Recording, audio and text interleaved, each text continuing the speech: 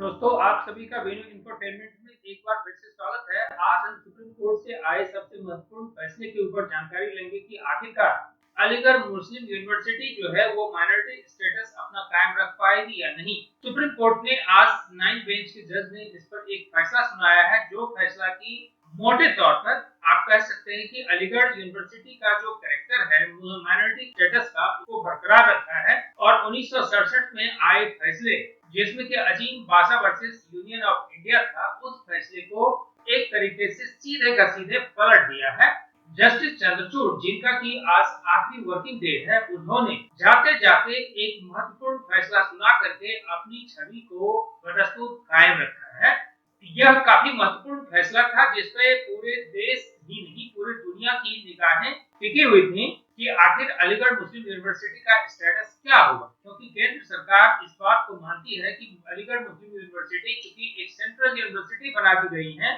और इसके ज्यादातर फंडिंग सेंट्रल गवर्नमेंट करती है। इस स्थिति के बाद इसका माइनॉरिटी स्टेटस बनाए रखना ठीक नहीं है, क्योंकि इसमें सभी कम्युनिटी के बच्चे यहाँ जाकर के पढ़ते हैं। दोस्तों, सुप्रीम कोर्ट ने इस ओर भी ध्यान खींचा है कि अगर किसी संस्थान का मैनेजमेंट सरकार के द्वारा किया जाता है, इससे उसके जो माइनॉरिटी स्टेटस है जो कि उनको आर्टिकल 30 में ग्रांट किया गया है, उस स्टेटस पे कोई प्रभाव नहीं पड़ता है, क्योंकि प्रबंधन जो है वो सरकार के द्वारा किया जा सकता है, उसका मैनेजमेंट सरकार के द्वारा किया जा सकता है। जबकि माइनॉरिटी स्टेटस जो है वह एक अलग मुद्दा है, जिस मुद्दे के साथ की मेडलिंग नहीं करना चाहिए। हालांकि सुप्रीम कोर्ट इस फैसले को देते वक्त थोड़ी सावधानी बरती है और इस पे ज्यादा क्लैरिटी के लिए उन्होंने 3 जजेस का एक बेंच निर्धारित कर दिया है, जहां की इसकी रेगुलर सुनवाई होगी और यह तय किया जाएगा कि जो एक ब्रॉडर फ्रेमवर्क 9 बेंच का जो जजों का बेंच है जो तय किया है उस परिधि के अंदर आता है या नहीं आता है। यानी आज सेलिब्रेशन की पूरी स्थिति नहीं हुई है, क्योंकि अगला बेंच जो है इस पर सुनवाई करके ये तय करेगा कि अलीगढ़ मुस्लिम यूनिवर्सिटी को माइनॉरिटी स्टेटस मिलेगा या नहीं मिलेगा, और मिलेगा तो उनको किस प्रिविलेज को दिया जाएगा और किस प्रिविलेज के लिए वो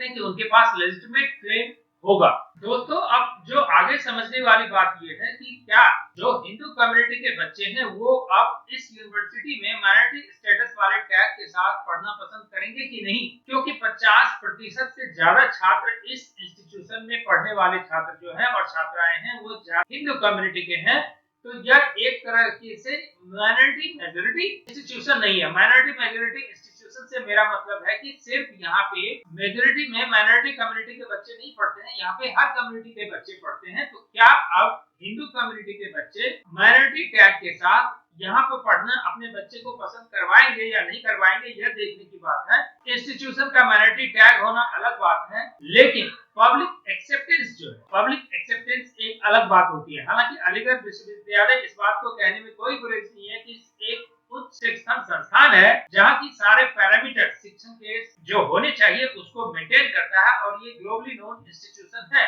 लेकिन वहाँ की जनता के द्वारा सतत ये मांग चल रही है कि एक इसके पैरेलल एक हिंदू यूनिवर्सिटी बना करके वहाँ खड़ी कर दी जाए, ताकि उनके बच्चे को माइनॉरिटी स्टेटस वाले टैग के साथ ना पढ़ना पड़े। अगर ऐसी स्थिति बनती है तो सुप्रीम कोर्ट के फैसले को ओवरटर्न किए बिना केंद्र सरकार कहीं ऐसा फैसला न ले ले कि इसके समानांतर ही एक हिंदू यूनिवर्सिटी खड़ी कर दे और फिर हिंदू कम्युनिटी के बच्चे उस इंस्टीट्यूशन में जाके पढ़े, क्योंकि वहाँ पे वो ज्यादा अपने को महसूस करेंगे। अलीगढ़ कम्युनली सेंसिटिव एरिया है और वहाँ पर बच्चे को एक माइनॉरिटी टैग के साथ पढ़ना एक डॉन्टिंग की स्थिति बना सकती है और वहाँ बच्चे डिस्क्रिमिनेटेड फील कर सकते हैं, ऐसा हिंदू कम्युनिटी के लोगों का मानना है। तो आज की जो योगी सरकार है या जो केंद्र में मोदी सरकार है वह कहीं इसके समानांतर एक यूनिवर्सिटी बनाने का फैसला न ले ले, क्योंकि सुप्रीम कोर्ट से सीधा टक्कर तो वो लेने की कोशिश नहीं करेगा, लेकिन उसके अपने पावर के अंदर में यह बात सन्निहित है